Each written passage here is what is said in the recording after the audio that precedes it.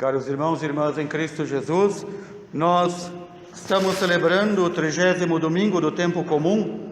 Neste domingo de outubro também celebra toda a Igreja o Dia Mundial das Missões, para recordar-nos que nós somos os primeiros responsáveis pela missão, não somente auxiliando as missões com o nosso donativo financeiro, mas recordando especialmente e de modo mais profundo de que toda a Igreja é missionária. Ultimamente, os papas nos têm falado em termos que talvez possam ajudar-nos a entender o que é isso. Igreja em saída é um destes termos.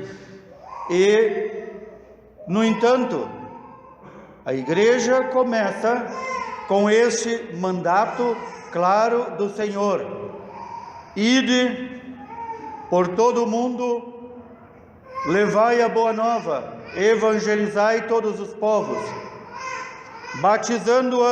batizando-os em nome do Pai, do Filho e do Espírito Santo. O mandato é para toda a Igreja, não só para os apóstolos e seus sucessores. É para toda a Igreja este mandato do Senhor: levar o Evangelho a toda criatura, transformar o mundo por meio da pregação do Evangelho.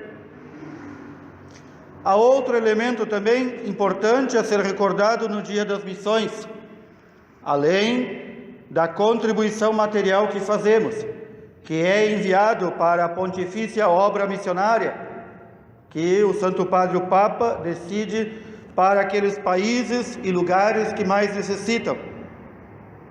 Além de nós estarmos bem cientes de que, como cristãos, nós temos a obrigação de evangelizar, levar o Evangelho a todas as criaturas.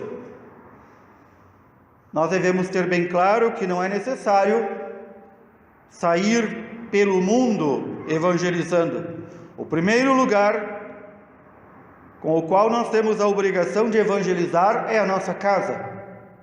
E nossos vizinhos, nossos parentes, as pessoas de nossa relação. Este é o primeiro anúncio do Evangelho, o primeiro lugar onde devemos fazê-lo. Mas o Santo Evangelho de hoje, conforme nos narra São Marcos, nos dá também algumas pistas de como podemos viver este mandato missionário: irmos pelo mundo pregando o Evangelho. Este jovem, do qual não sabemos o nome, o Evangelho diz, o filho de Timeu, e logo em seguida diz Bartimeu. Bartimeu não é seu nome. Bartimeu em hebraico significa filho de Timeu. De novo, era cego e mendigo. Quem eram os cegos e mendigos no tempo de Jesus, senão aqueles que estavam numa categoria de proscritos? Porque cego, atirado à beira do caminho. Quando ouve dizer que Jesus está passando por onde ele está, ele sai gritando: Jesus, filho de Davi, tem piedade de mim. Por que ele diz isso? Porque na crença de muitos judeus, a doença, a cegueira, a desgraça na vida era uma punição de Deus. Era uma forma de Deus dizer que aquela pessoa estava sendo punida. E notemos que este jovem, filho de Timeu, grita para Jesus: filho de Davi. De onde lhe veio esta ciência de que Jesus é filho de Davi? Alguém poderia dizer, mas Jesus é filho da Virgem Maria e filho adotivo de São José. Este jovem cego, que de cego tinha apenas os olhos, mas não tinha o coração cego, consegue perceber melhor do que aqueles que enxergavam que Jesus é aquele que foi prometido como Messias. E aquele que foi prometido como Messias é chamado na Sagrada Escritura de filho de Davi, filho do grande rei Davi. Notemos aqui, se não é um impulso do Espírito Santo que invade este cego, este mendigo, para proclamar a verdade da nossa fé. Jesus, filho de Davi, tem piedade de mim. Dizia eu, este cego, cego dos olhos, mas não cego do coração, não cego para as coisas da Escritura Sagrada, conseguiu perceber quem era Jesus. E ele tanto gritava e tanto incomodava pelo caminho, que muitos o repreendiam para que se calasse, mas ele gritava mais ainda. Notemos aqui aquilo que Jesus tantas vezes recomenda: a nossa oração, o nosso pedido a Deus deve ser insistente, não deve esmorecer quando o mundo nos diz que não vale a pena rezar. Este cego grita mais ainda, clamando por Jesus. Que queres que eu te faça? Pergunta Jesus. Esta pergunta Jesus nos faz diariamente. Que queres que eu te faça? E este jovem diz: mestre, que eu veja. Porque vendo, ele vai ser reintegrado à sua família. Vendo, ele vai poder ter uma ocupação, vai poder se manter, não vai precisar mais viver na miséria da mendicância. E Jesus diz: tua fé te curou. Recordemos aqui outro momento, onde aquela mulher que sofria de um fluxo de sangue durante muitos e muitos anos, toca as vestes de Jesus e é curada. E o Senhor diz: a tua fé te curou. Quantos outros que também tocavam em Jesus enquanto ele caminhava? Quantos outros cegos que ouviram Jesus passar e não pediram a cura? Quantos leprosos que viram e ouviram Jesus passar e não pediram a cura? Por que é que nós não pedimos a cura de nossas cegueiras, de nossas lepras, de nossos pecados? Talvez porque nós estamos contentes com a situação que vivemos. Talvez porque nós vivemos em uma época em que as pessoas se sentem importantes quando têm uma doença para contar. Nós vivemos em uma época de maníacos, que tem que contar quantas doenças tem, ou quantas contrariedades teve naquele dia. Nós não vivemos mais em uma época de homens e mulheres fortes que lutam, ou melhor, que lutavam no passado e podiam dizer: tudo isto eu fiz, tudo isso eu enfrentei com a ajuda da graça de Deus. Não, nós vivemos nesta época em que nos vangloriamos de contar como eu sofro, como eu sou coitado, que todos tenham pena de mim. Por isso eu dizia: quantos outros cegos, mendigos, leprosos, doentes, viram ou ouviram Jesus passar e disseram no seu interior: tá bom assim, do jeito que eu estou, está bem assim, dá para continuar. A fé deste jovem cego e mendigo faz com que, ao ouvir: coragem, levanta-te, Jesus te chama, diz o evangelista São Marcos, o cego jogou o manto, estava ali, enrolado em seu manto, em seu trapo, no chão, pedindo esmolas, jogou o manto, deu um pulo e foi até Jesus. Notemos essa atitude de prontidão. Quero me livrar desta vida passada, desta imundície. Aqui, o evangelista diz o manto. Certamente era um trapo, já que era um mendigo. Jogou fora o manto. Nós somos chamados também a jogar aquilo que nos prende em uma situação de pecado, de mal, de miséria. Jogar e dar um pulo, ou seja, com prontidão ir até o Senhor. Não esperar que o Senhor venha até nós.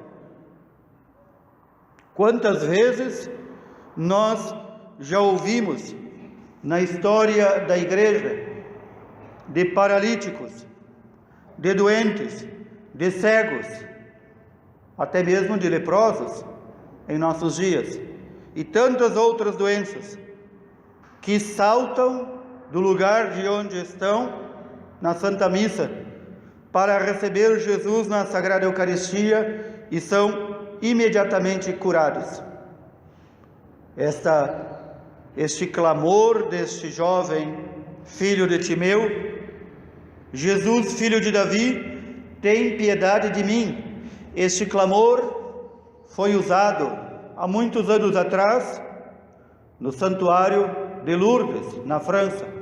Sempre ao final do dia há uma procissão eucarística com Jesus na Eucaristia, e um dos sacerdotes que lá atendia teve esta inspiração: escrever em pequenos pedacinhos de papel este clamor: Jesus, filho de Davi, tem piedade de mim, e distribuiu por todos os doentes que lá estavam.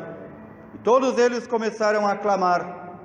E neste dia verificou-se inúmeras e inúmeras curas de doentes, enfermos, paralíticos, cegos. Este clamor é necessário também nesses dias de hoje, especialmente quando estamos envolvidos ainda nas nossas imundícies, nas nossas sujeiras, nas situações em que nos prendem e nos afastam de Deus, para que possamos clamar: Jesus, filho de Davi, tem piedade de mim. Este sumo sacerdote, Jesus Cristo, Senhor nosso, de que fala a carta aos Hebreus, este nosso sumo sacerdote, que é colocado diante do Pai, sem culpa e sem mancha, mas que se fez homem como nós, para que ninguém possa dizer: ele não me entende, ele não sabe o que eu estou passando.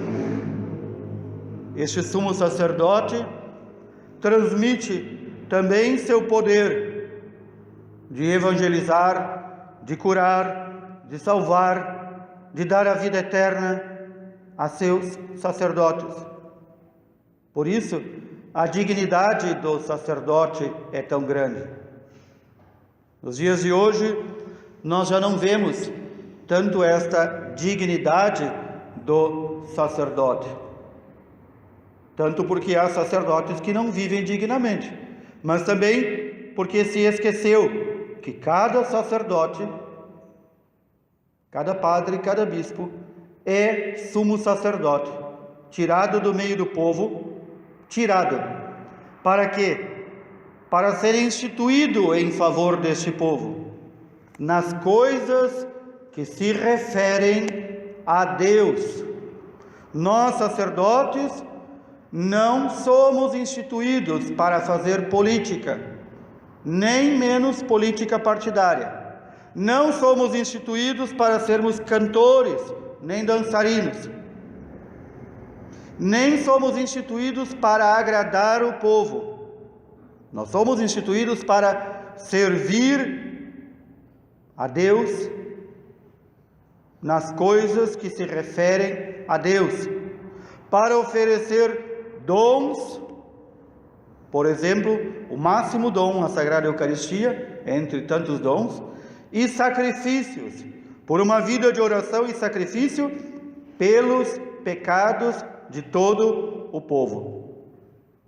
Para isso é necessário também que o povo de Deus reze para que seus sacerdotes entrem bem profundamente no exercício da vocação a qual foram chamados.